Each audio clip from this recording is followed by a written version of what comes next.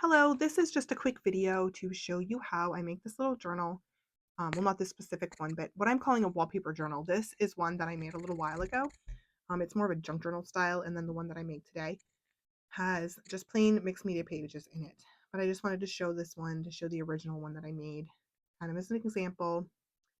There's a sweet little flip through. So yeah, this is a wallpaper journal. And then I was inspired again to make another after watching the Kim Pepper tutorial. She just makes a simple 5x7 journal with kind of a softer cover. She uses cardstock, which you could also do here from this video. But I use a wallpaper border. I pick these up at the thrift store for like 25 cents or, up to $1, never more than that. Every now and then I have a little collection. I pointed out that red flower because I wanted to show that I would like that to be on the front cover. So I'm just trimming off all the excess on the other side so that I can make it so that that is the front cover. And next, so this is about 7 inches tall. So then I know my journal will be 7 inches tall. And here I'm just trying to figure out how wide I want the cover to be and thus how wide the pages will be. And I decide on 5 inches and I go to try to cut it this way and then say, no, wait, this is a roll. I need to stick it in from the other side. That's basically the easiest way to do it without making any waste. So I just put this over to measure to 10 inches because it will be folded in half, of course, to make my 5x7. And that will be the front cover of this journal that I'm making, this simple journal. So as you can see, rolled up paper from a wallpaper roll can get kind of complicated to hold down because it likes to keep rolling back up. So what I did was just took a little water and put a very thin wash of water on the back of it. This does make it a little tacky because it kind of like reconstitutes the old adhesive, but not so much that it was hard to use. And it did do what I wanted it to. It made it flatten right back out so that I can continue working on it. So as I'm going to show here on the original journal that I made, I did a very neutral inside of the cover. I did this for a couple of reasons. One, just because I enjoy ripping and gluing collage, right? Gluing paper down. But no, I like that it adds a little thickness to the cover, just makes it a little more substantial. I'm using Mod Podge here, as I just showed. And that serves another purpose of it kind of just gives it a seal to make the inside cover, a little more durable for whatever you're doing on your pages. So yeah, so here I am just ripping up some neutral pages. It's almost like a masterboard kind of thing where you might use scraps. These are not scraps, but they might as well be. They're just all salvaged books. Book pages, dictionary pages, loose leaf sheet music. So I just squirt a little Mod Podge down, just, smushing it around there and then placing it down. And then I do kind of go over it again, both sides, underneath and on top. And I just, looks like I'm just starting with the new music sheets, but you can really start with whatever you want. You don't have to have a plan. You can just start gluing the pages down. I kind of go in clusters of 3 to start and then just keep filling in. But again, keep it as random or as process-based as you like. Right here, I'm just kind of enjoying the looseness of just getting this paper down, getting a base going. Neutral, again, kind of masterboard style. Here I am. I've skipped forward to just finishing placing the last pieces to cover up the last few remaining spots of the back of that wallpaper page so that none of that really shows through. Then I take the Mod Podge and I just give it a little squirt and do a layer of Mod Podge over the whole thing. Again, this acts as a seal. It helps protect all those pages. I do add a little bit of water to it, which doesn't really affect the durability too much, but it does make it a lot easier to spread around. So while that dries, here I am going to pull it over to let you see. I have set that aside to dry. I'm going to cut my pages for the journal. And I am just using this mixed media paper. I think I pull 6 sheets and then later add a 7th sheet to use for my pages. I like mixed media paper. When I'm trying to do like a quicker journal, I do love junk journal style with like all the different kinds of papers, but sometimes I just like to start with something nice and clean, so I use mixed media paper.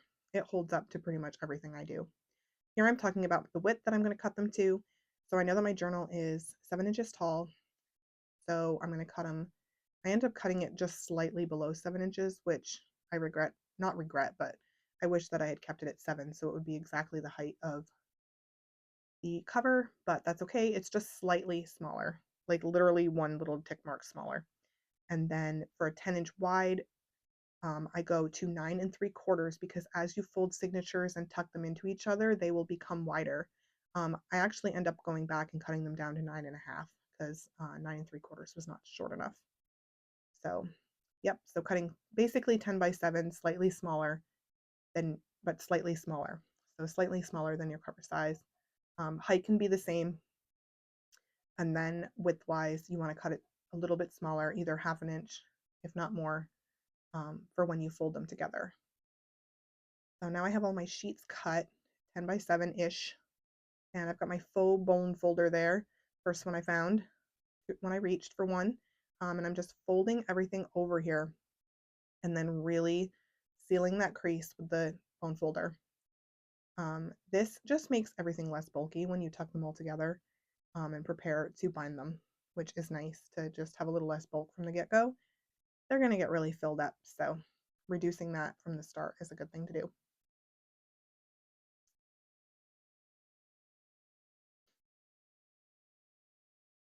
And so, yep, you fold all those down and then you just tuck them all inside of each other. And this creates what's called a signature that we will then sew into the cover. So for this next little section, I'm just showing a quick flip through of all the pages. I am counting the number of spreads that I end up with, the double spreads, because I'm going to use this probably for a specific event and I know how many lessons there are, but generally you can just pick however many pages you want to include. But for a specific event, again, you can count the double spreads before you bind it. So here we have the cover, it's dry. And as you can see in this first one that I showed, I whitewashed over the inside a little bit just to neutralize it even more and kind of just to tone down the edges of the collage.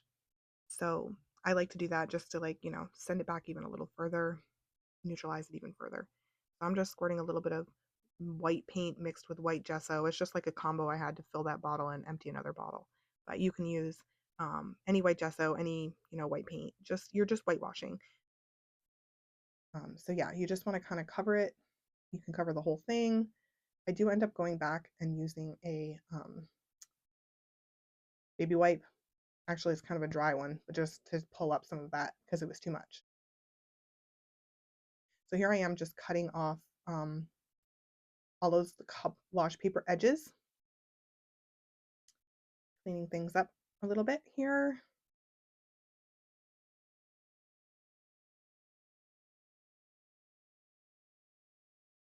I noticed that one of the edges was not glued down, but we'll attend to that in just a moment. Or one of the corners was not glued down. So I pick up all my little scrappy bits there, and then I go around and I check all of the corners. And to glue those down, I just use a kind of like an extra strength glue stick. Any corners or any like side edges that didn't glue down. Not really that surprised. When you're using Mod Podge, sometimes I don't spread it around as thoroughly as I think I am. I'm just going around and fixing all of that with a glue stick.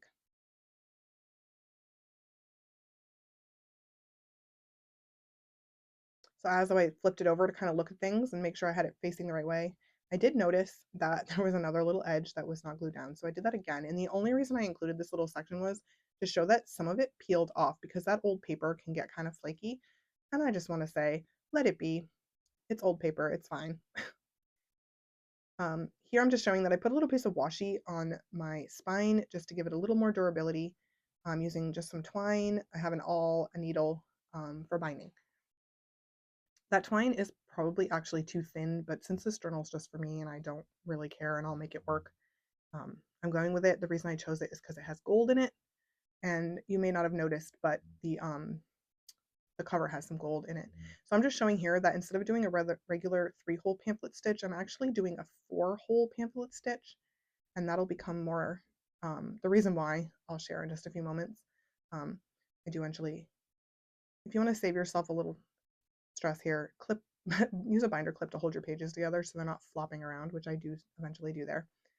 So here I'm just using the awl to poke my holes and kind of get things lined up and get ready for binding. So again, like I said, I'm just using like a twine here. You can use wax thread. You can use lots of different things. If you want things to be beautiful and perfect, I'm not a great person to go to because I kind of just use what I have and what I think will look nice, or really just what works. It doesn't even always have to look great because it sometimes gets covered up.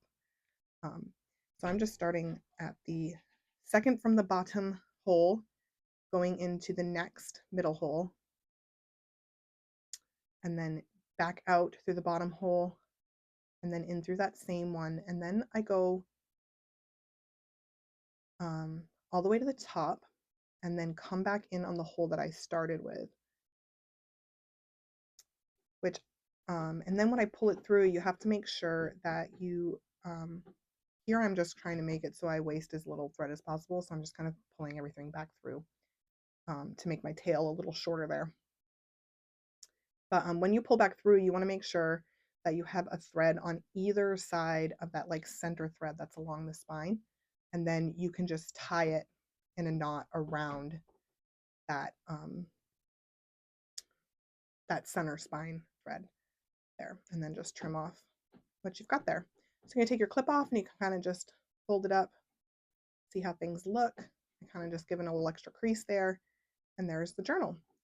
So in the next little clip here, I'm going to show you why I did the 4-hole instead of the 3-hole.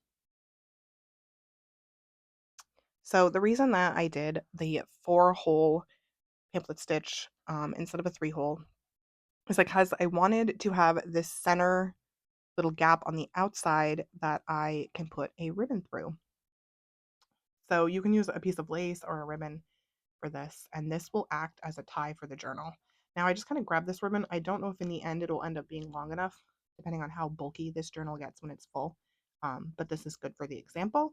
And if it still works after it bulks up, I will use it again. So you just pull it through that stitch and then pull it evenly on the side and then just give it a little tie. And this will help hold your pages shut as things start to get bulky, and it looks really pretty too. And there we have our final journal, finished journal.